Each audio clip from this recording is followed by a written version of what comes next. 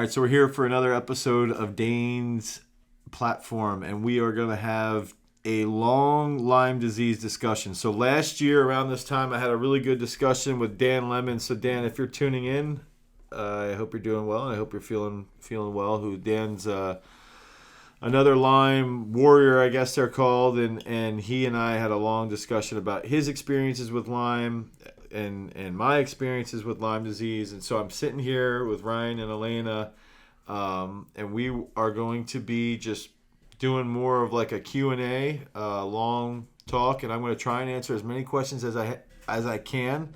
I wouldn't say I'm an authority on Lyme disease or anything like that, but I spent quite a bit of my time trying to recover myself for about 2 to 3 years. So thanks for being here, you guys. Thank you. And I'll just share my story quick. So it was 2013, and the first time I noticed any weird thing going on with me, I was driving through the tunnels on the Pennsylvania Turnpike.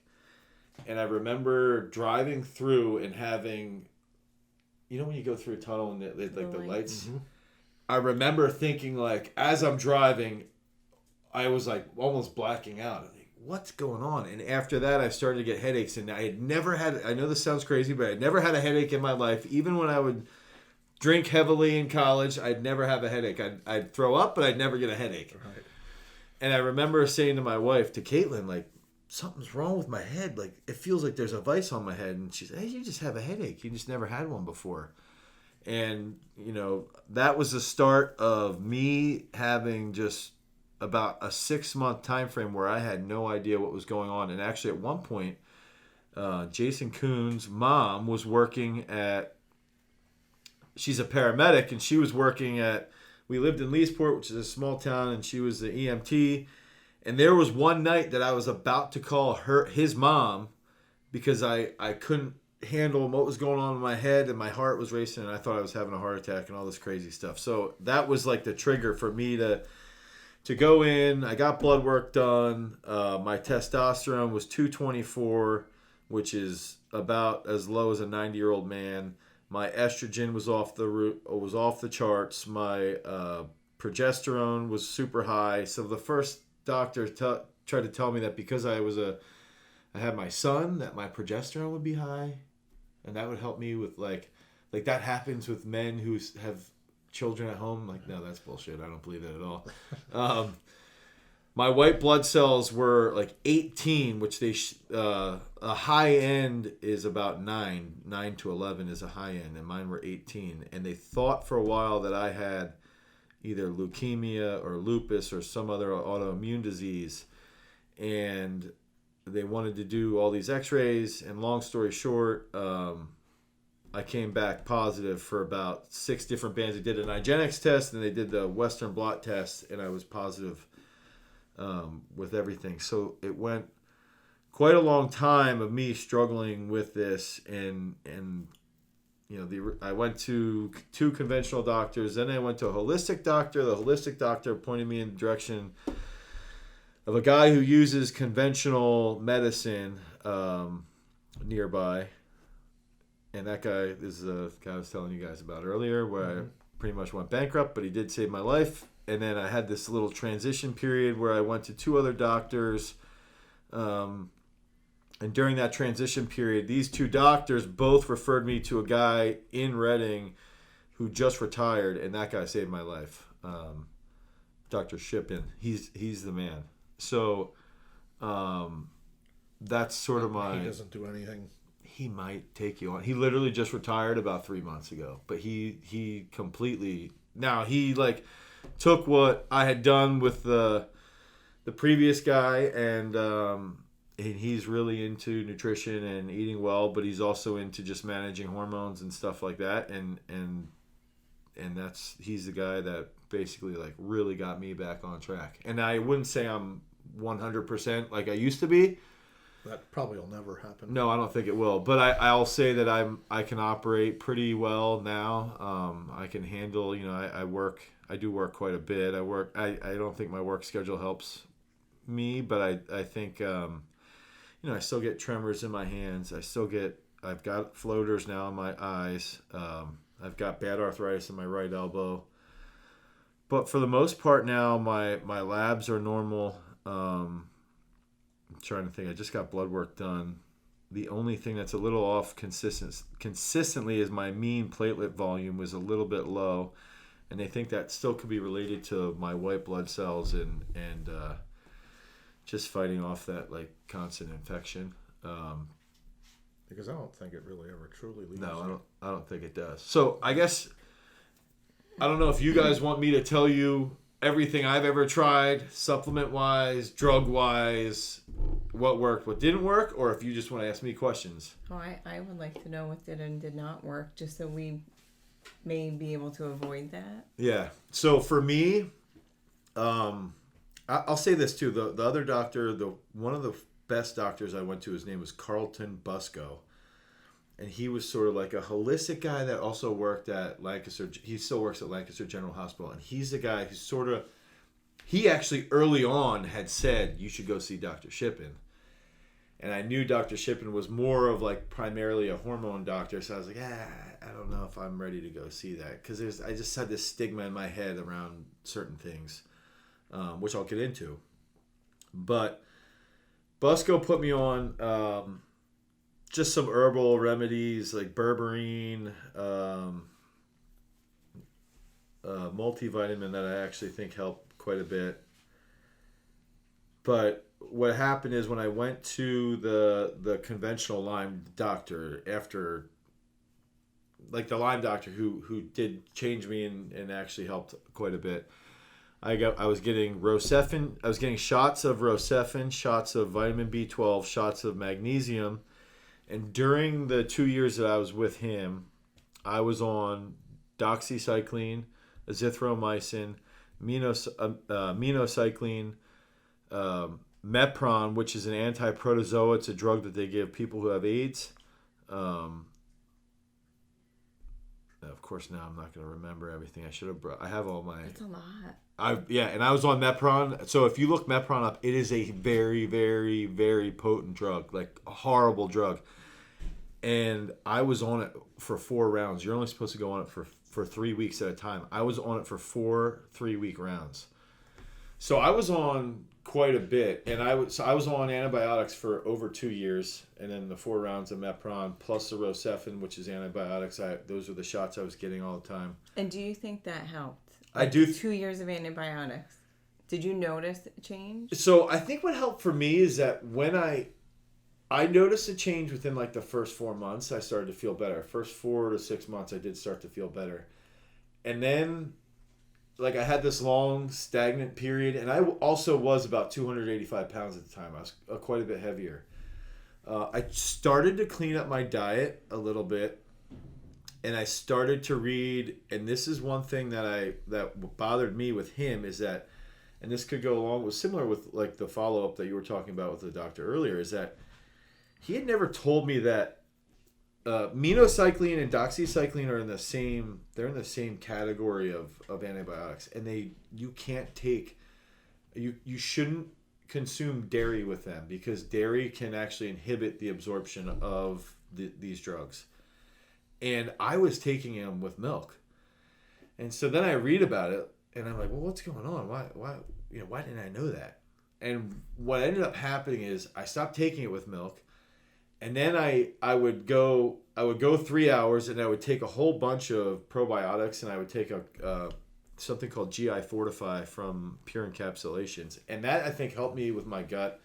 And I do think that also just helped me feel quite a bit better when I did change the way I was taking it, because I do think that has an important impact.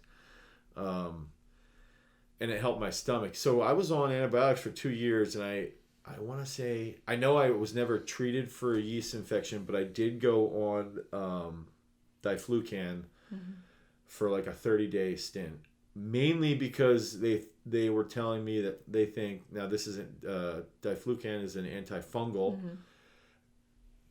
And what they ended up doing is they sort of found where that diflucan can actually have a positive, or it can actually fight Lyme as well.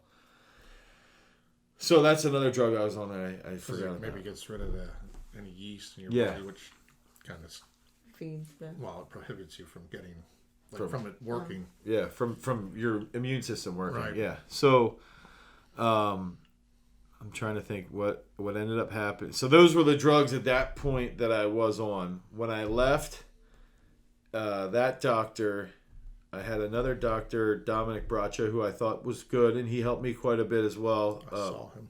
You did see him? Mm-hmm. Okay. I thought he was all right. Yeah, I thought he was a good guy, and it was another guy that pointed me back to Dr. Shippen. And Dr. Shippen, when I went and saw him, he was the one who put me on low-dose naltrexone, and that's what I felt helped me quite a bit. But some people don't like it. Some people, they feel it works. Well, I was reading about it. It says it's a form of a opioid. Yeah, it's what they give, like... They use... So they used to use just naltrexone to treat heroin addicts. This is back in like the 50s and 60s. And then they found over time that low-dose naltrexone can have a positive impact on people that have autoimmune diseases. And they're starting to try and treat Lyme as though it's an autoimmune. And that's the... It actually is. Yeah. And so there's the first doctor I've read about that started to play around with LDN was Dr. Thomas Cowan, and he has quite a bit online about Lyme treatment. So Cowan, I had been reading all this stuff, and I spent so much time doing all this research and going through as much data as I could. And Braccia was pretty open to it, and then he pointed me towards Shippen. And so throughout this whole time frame, everything kept going back to... I felt as though I wasn't getting healthier because my testosterone was still around 250. And for me, my brother's at like 890. My dad is 65 years old and he's around 700. So why am I walking around as a 28-year-old Yeah, it shouldn't be that at 250, long. right? No, you should be 1,000. Yeah. So I'm sitting there and it was this consistent thing. And that's where I finally kept, the one Lyme doctor kept saying, it's going to come back. It's going to come back. Finally, with Braccia, I was like, dude, why isn't this coming around? My estrogen was still up around 50, which is pretty high. My progesterone did come back around. I had taken a supplement called pregnenolone, which I think helped. And during this whole time, I was on liposomal curcumin, liposomal vitamin C, multivitamin. I was taking ZMA, which I still take. I still take the liposomal stuff. Taking whey protein. And that's when I was with Braccia, I really started to clean up my diet. That's when I started to lose quite a bit of weight, and he pushed me towards Shippen. Bless you, Ryan. Yeah, thanks. Sorry.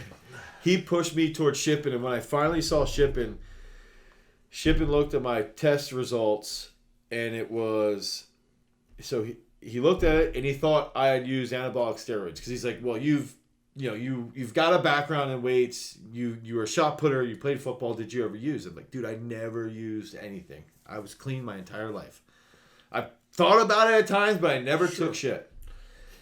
And he ended up going, well, your hormone panel is completely screwed up. My IGF-1 was which is growth hormone, was a little screwed up. But it was mainly coming back to my estrogen was super high. My testosterone was super low.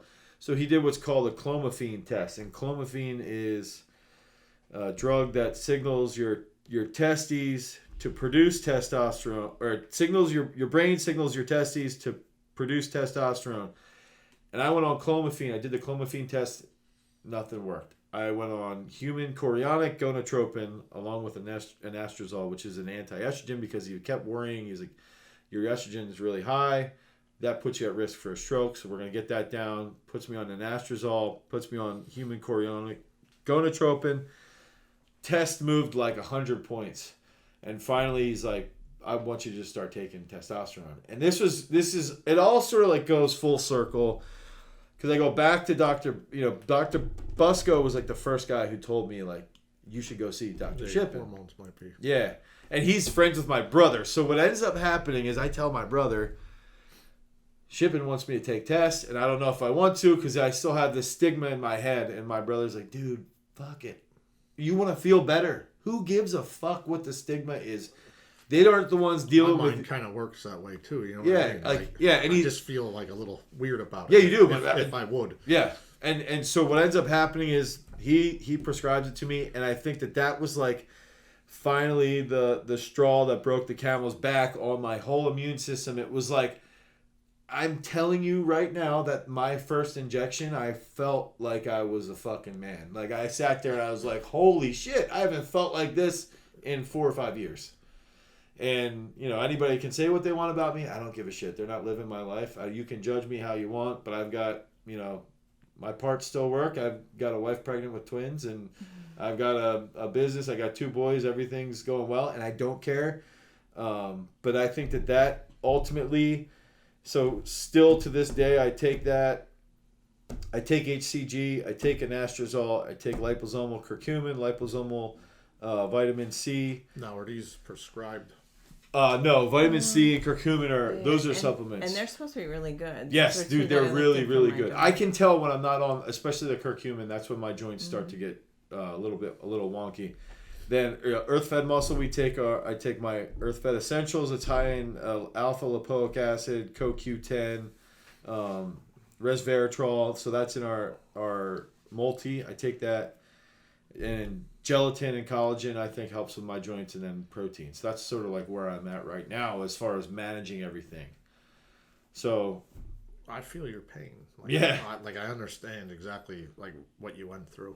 Right, and that's the thing is that, like, talking to you guys is nice because you can talk to some people. Oh, I had Lyme disease and I was good in 30 days, but you probably weren't good. Like, you probably don't remember how good you used to feel. Yeah, you know. I always tell her, like, if I could go back to like right before 37, I felt great.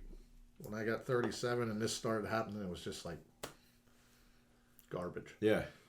And it was due to Lyme. Well, and the thing is with me is that I don't ever remember finding a tick bite, and then 70% don't. Yeah, they don't, and that's the biggest no misconception. Rings, no. Right. Yep. That's So why it took that. Well, that's why I think it took so long to diagnose it, because 2 years. Even with our daughter, she's had it for over a year. They kept telling me I was insane. Yeah. Well, that's what the very first head medicine is what they wanted to give me. The very first doctor I went to wanted to prescribe me because I kept having these horrible panic attacks and anxiety, and like I was struggling hard with any type of stress, and he wanted to prescribe me Valium. And what ends up happening is the first doctor, no, that wasn't, maybe it was Zoloft. It was one of those big ones, but he wanted to prescribe it to me right away. And I was like, no, I don't think that's a problem. There's something else going on. I was the same way. And we ended up, when I'm talking to the main Lyme doctor that treated me, I ended up going to him, and he's like, well, how long have you had these anxiety problems? And I said, well, dude, I struggled with getting on airplanes. Around the time I was like 20 to 21, I started to not want to fly anymore. And that's when I would go camping quite a bit when I was at State College. And he's like, so did you notice, like, you were never afraid of them when you were younger? I was like, no, not really. I could fly when I was younger. But by my junior year of college, I didn't want to go on a plane. And when I graduated, I ended up going, 9 years without flying. And he actually thinks I might have had it since I was 21, 22 years old. And that's sort of just... And he was like, you're a healthier guy. You've grown up on working out in the fields and stuff. And maybe you have a stronger immune system. And it's just over time, slowly ticked. And then by the time you're 27, 28 years old, you started seeing. You start to see the final result of it going to work. Mm-hmm. And by that time, your body is so compromised that it's got to try and, play catch up. So like when I would go into Broad, there'd be people. Oh, there'd be people IV, and they looked like they were really dying. sick. Yeah. And I'm like, I feel good when I'm compared to them. Yeah. And he's like, it's probably you're just a little more rugged or a little more your immune system's. I think rugged's the best way to put it. Yeah, he's like, you're not as frail. You don't get frazzled as easy as some people may. But I just started to live with it. You know what I mean? Yeah. It's miserable. Right. It is. It's terrible. And they were telling me the same thing. Like, it's anxiety. Yeah. I'm like, no, told our daughter that too. I said, it's not anxiety. Yeah.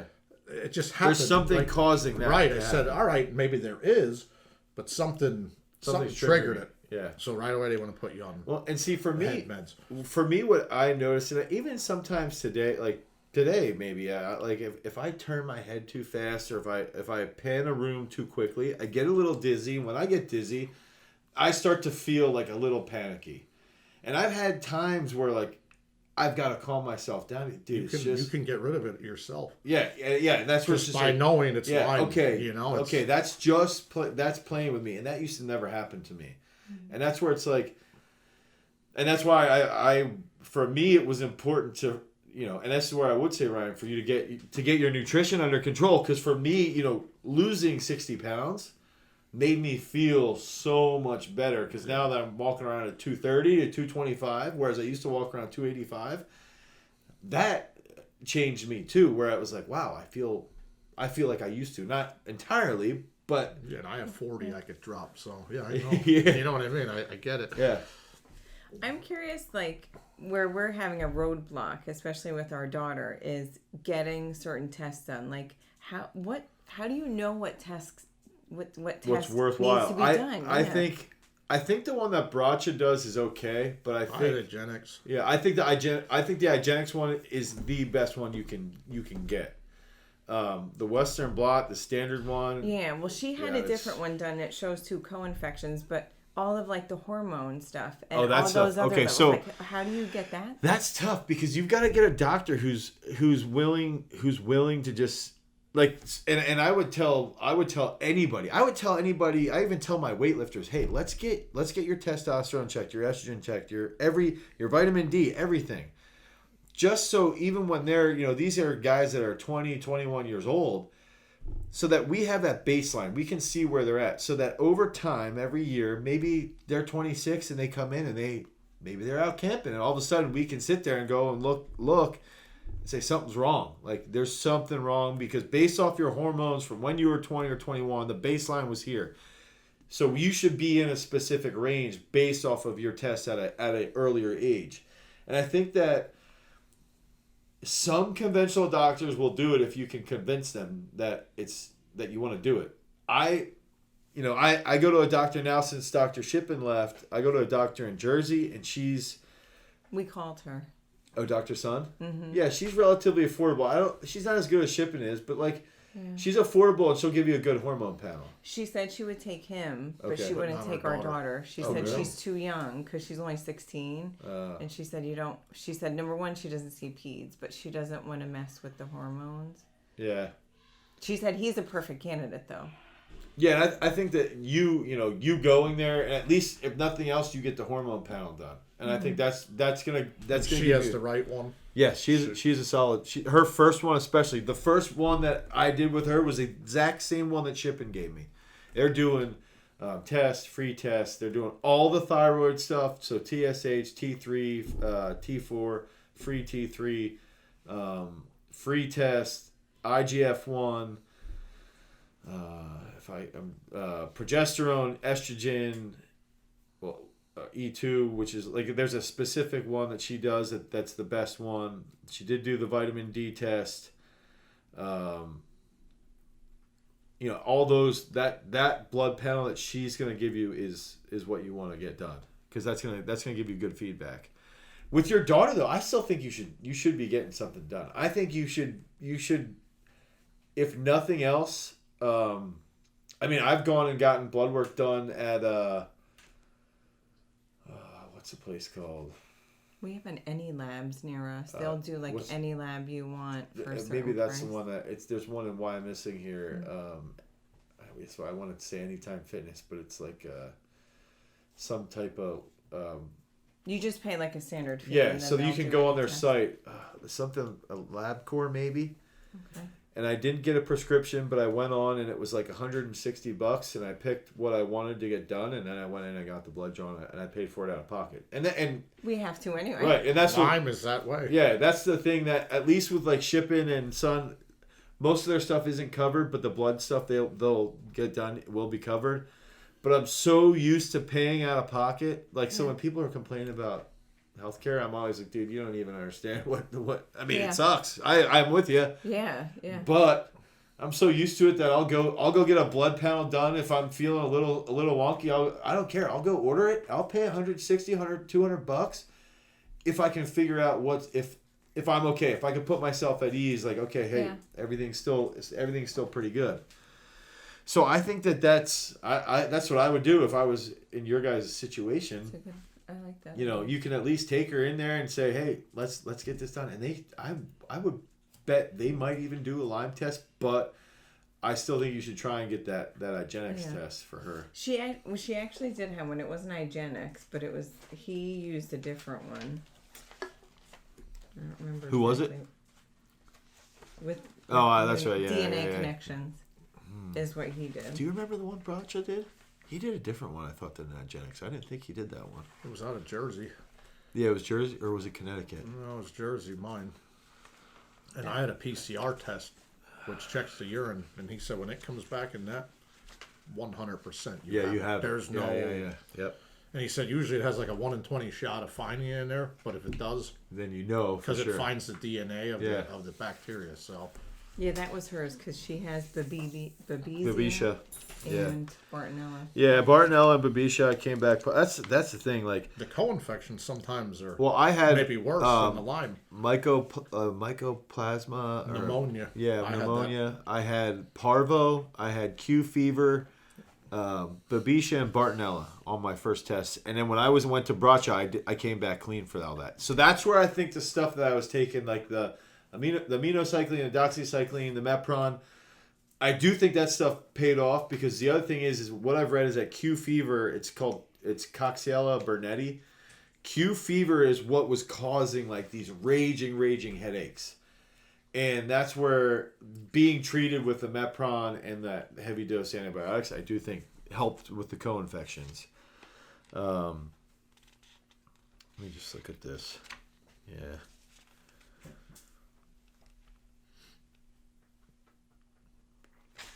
The other thing we struggle with is, do you do it with antibiotics or do you try to find a more natural method? See, that's where my overriding kind of like and that's where I struggle and I struggle and I don't think that there's a right or wrong answer. I think for me, my goal was that I wanted to use, modern medicine, and I wanted to use guys that think outside the box and that are, LL, like that they're Lyme literate. Yeah, Lyme literate doctors. I wanted to use a guy that or multiple guys that had a clue, and that they could use conventional medicine, but I also wanted to make sure that those same guys believe that you have to eat well, you have to exercise a bit, you have to get good sleep.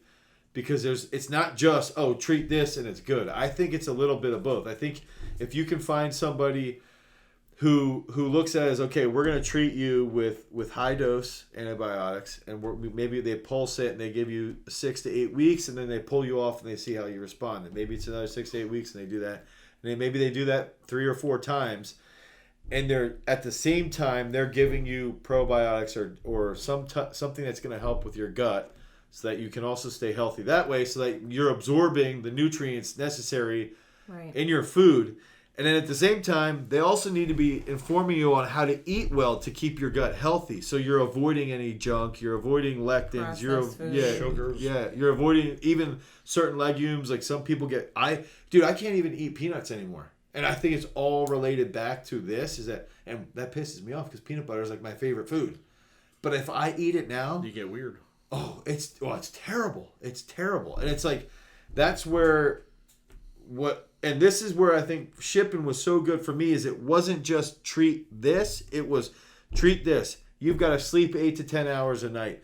And if you're getting tired, you've got to take a nap. And I want you to take these supplements, and I want you to eat, like this. I want you to have bone broth, and with your bone broth, I want you to put gelatin in it, or collagen, and then to help with your gut, and then we're going to eat sauerkraut, and you're going to eat kimchi, and you're going to have raw egg yolks and all this. All right with kraut. Yeah, not kimchi. No. But you're going to have all these things that will play a role in helping your stomach, readapt after you've destroyed it for 2.5 years with antibiotics, so that everything sort of compiles together. You've got your conventional medicine, then you got your herbal remedies, and then after that you come back in with the probiotics, and then you're eating really clean and eating well, and then you're getting that sleep and even meditating or praying if you're religious, And that's how it's got to be treated, at least in my experience. I don't think it can be one way or the other. You got to get your mind right with it. That's for sure. And then you have a full buy-in, and then you start to feel with that full buy-in quite a bit better. And one thing that I have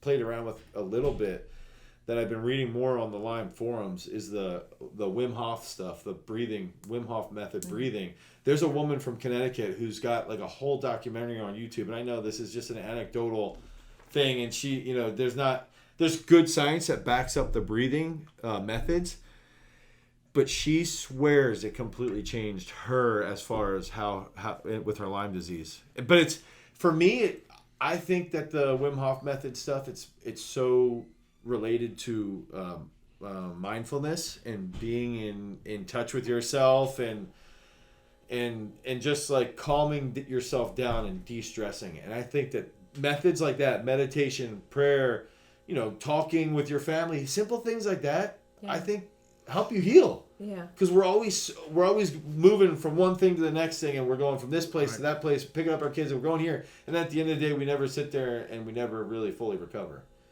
So and then you start it over the next day. And then you do it the next day. And then the next day. Yeah. And I know I've told you this too, Ryan, but for me, marijuana has helped me quite a bit. I'm pretty sure I told you at the... You did. Yeah. And so that's something else that for me, maybe it's a little mindfulness, but it does help me de-stress, and it helps me...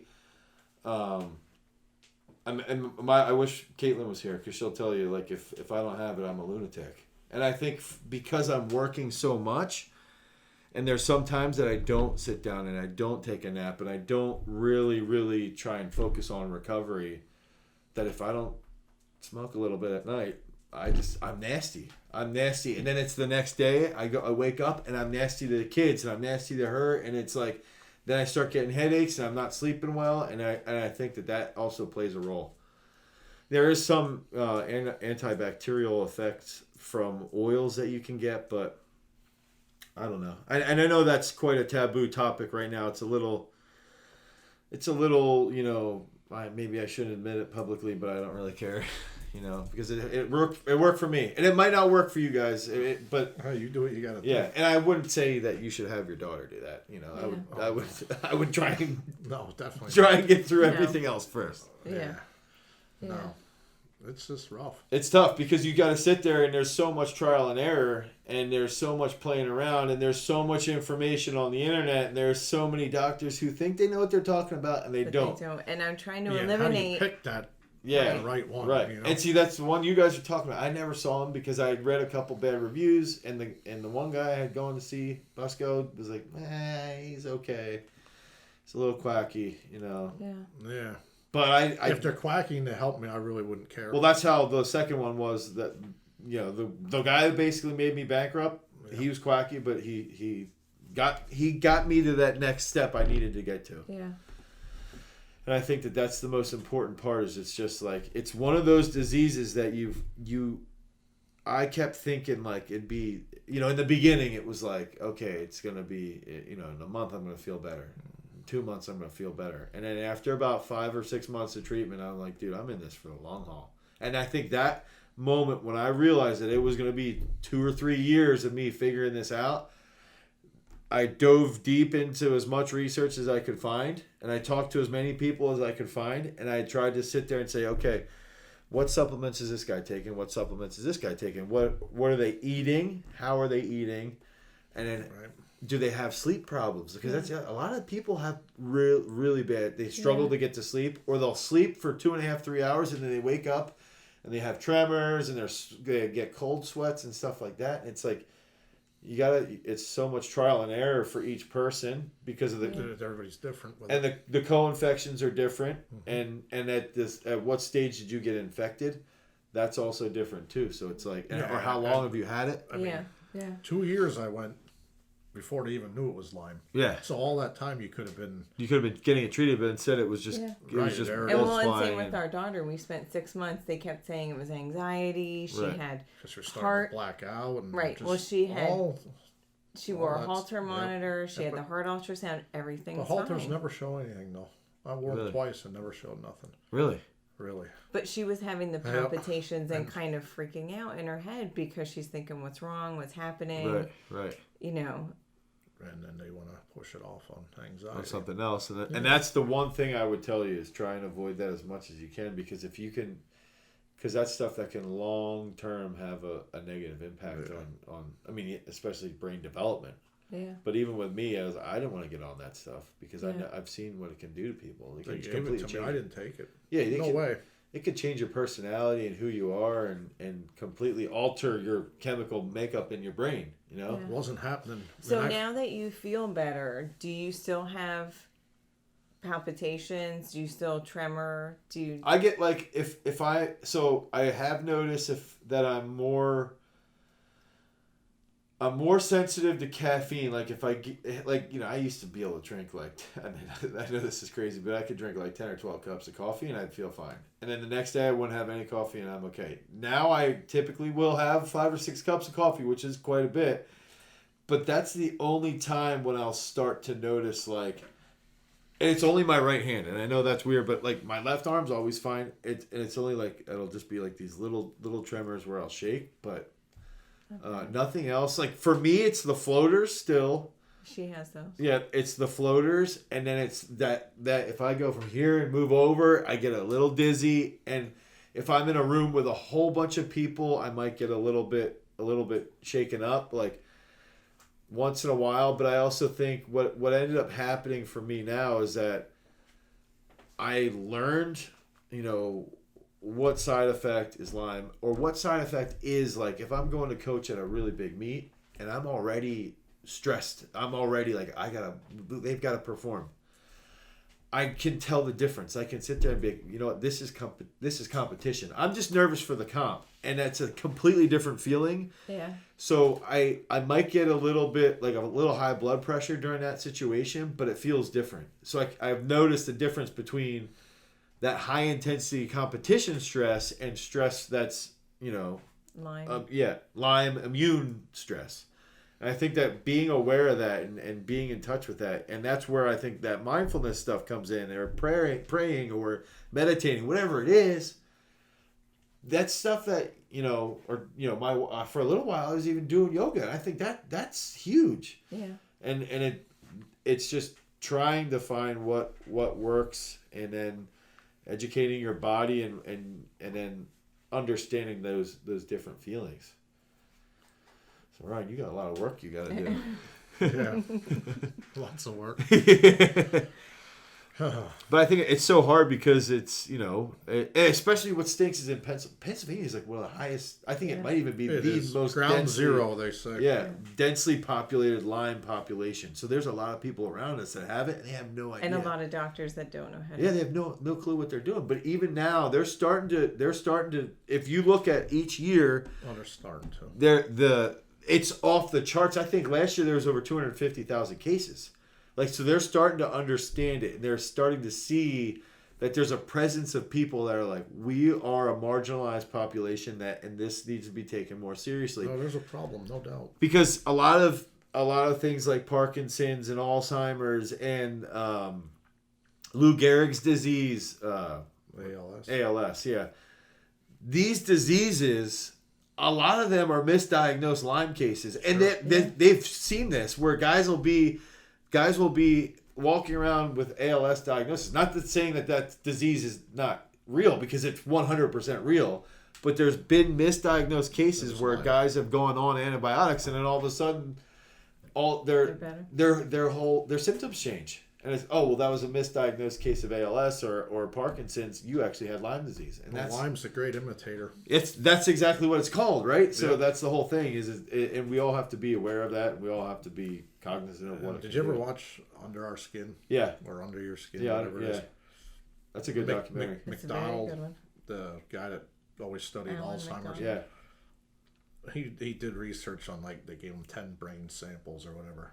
7 out of those 10 with Alzheimer's had Lyme. Yep. Yeah.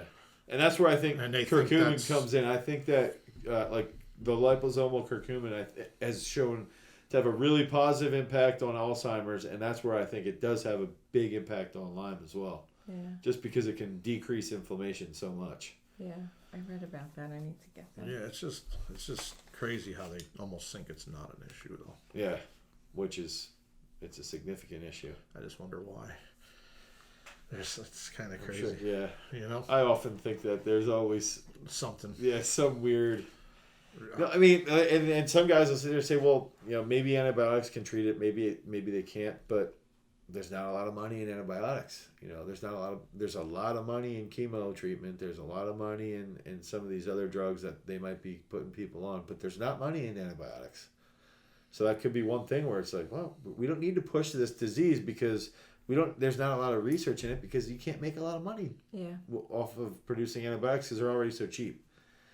And that's like conspiracy theory shit where it's like, well, I don't even care about that stuff. Like when I first got diagnosed, I was so bitter and I would read that and I would feed into it. And then I got to the point, like, what is that going to do for me? Nothing. Yeah. You need to get rid of it. I need to figure out for myself or because of heal the symptoms. If the doctors aren't going to do it, then I need to figure it out. And I think that research and the knowledge and the trial and error and giving it, and that was one thing with LDN for me was I gave LDN, it was like 4 or 5 weeks. I was like, well, I'm not really feeling anything. And then I gave it like another 4 or 5 weeks, and I was on it. I want to say I was on it for about 12 weeks, and that's when I was like, wow, this is good. This is how I should be feeling. And I took that. It was almost just shy of 6 months, and then I was good with. I was off of it. Because they say that heals you like from the inside. Yeah, yeah, it's good. That. So I don't know if that helps. If you guys have any other questions regarding this or where, what I can do to help with your daughter, I don't know. Just I was, I guess, wondering the medications that you're on, the ones that you noticed made a change. Yeah. Even the herbal, which you talked about. Yeah. And I wrote a lot of them down. So I would look into berberine too. It's like BERBERINE. I think I wrote that one down. Yeah.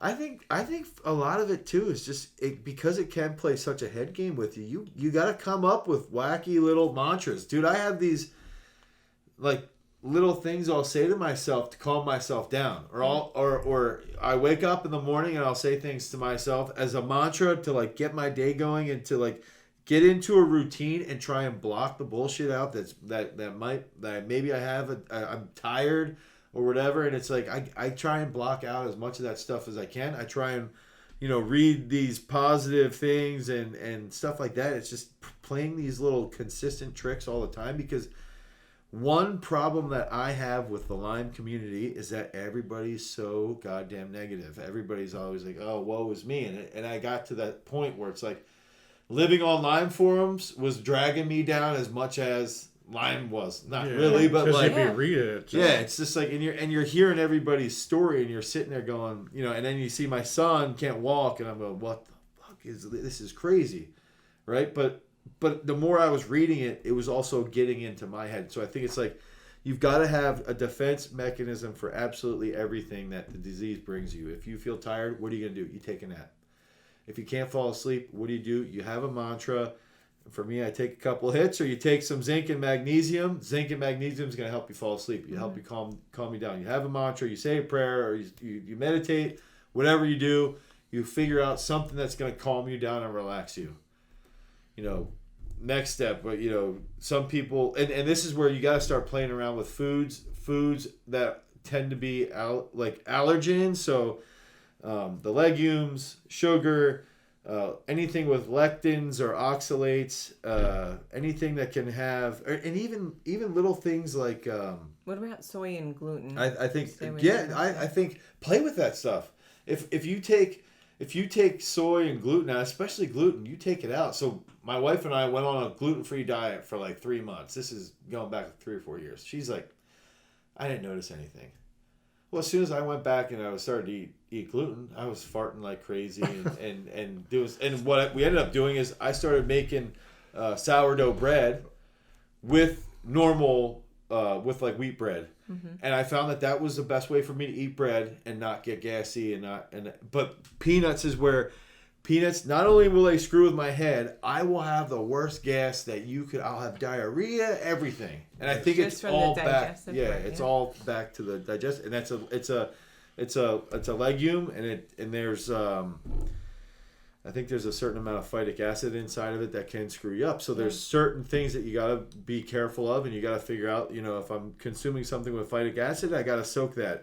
If I'm eating beans, I got to soak them. If I'm eating, any type of food, and this is where, sauerkraut's high in vitamin C, so that's going to help you, and it's also going to help your gut. So it's like coming up with little tiny things with everything for her, but I think a problem might be she's 16 and she might want to be a normal girl. Yes, yeah.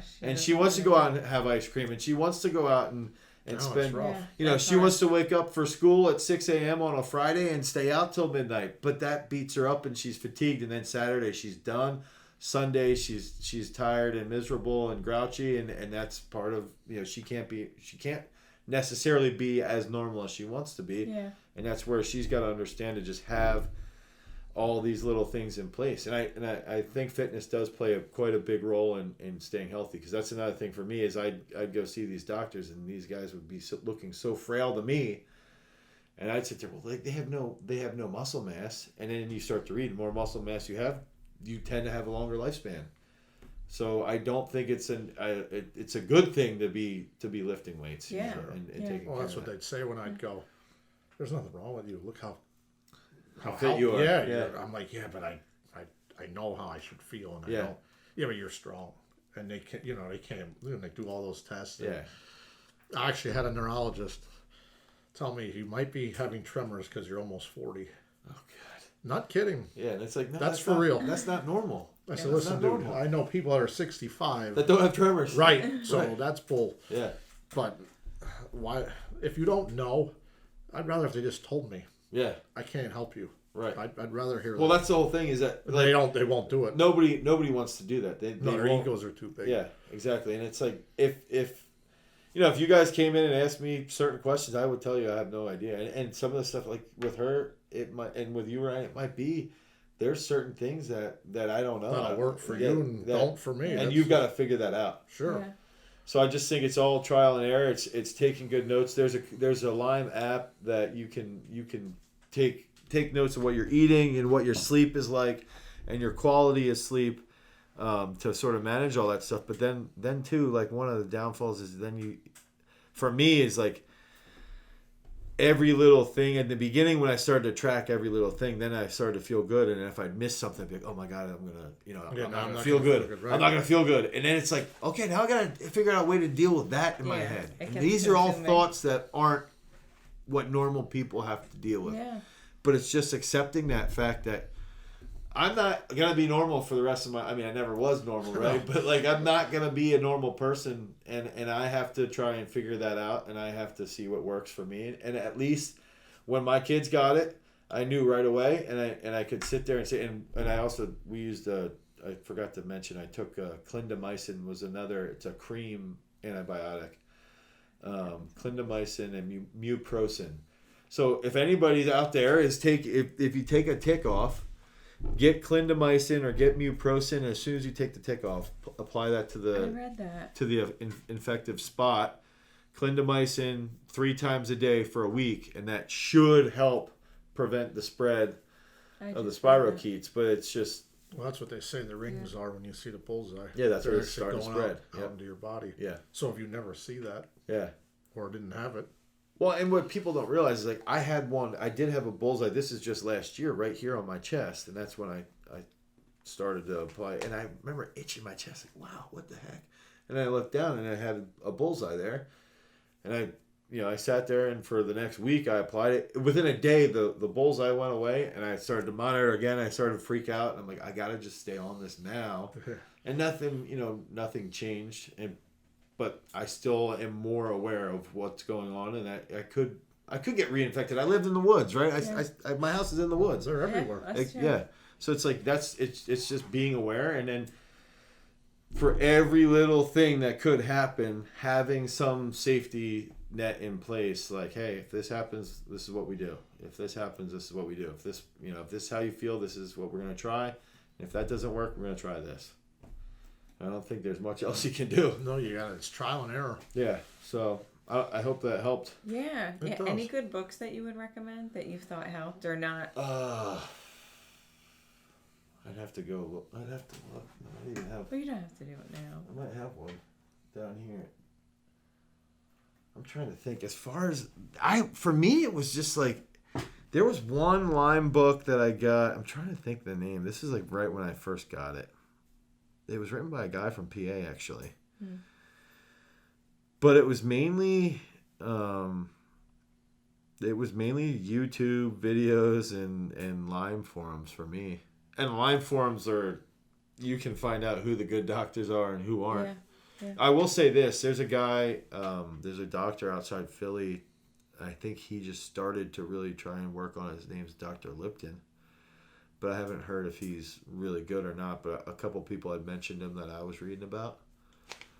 I never saw him and I never worked with him or anything, but I just as another option.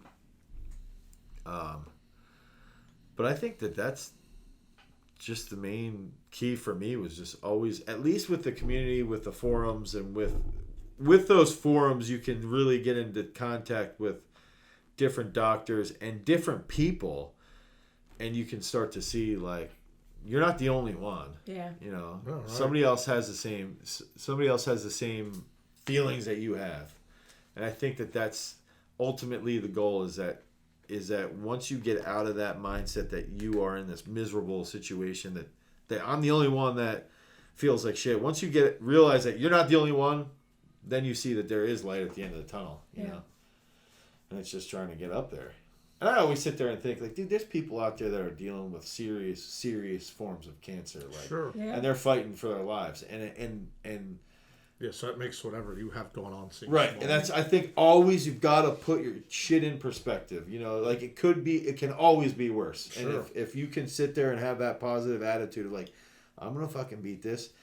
And maybe the general public doesn't understand it, but I'm in your corner. Mm-hmm. You know, so think of that. I don't know. It's tough. Shitty. Yeah, it's something you just live with. Yeah.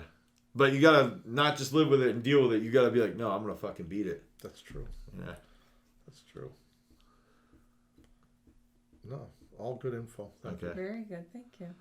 All right. Thank you guys for being on the podcast.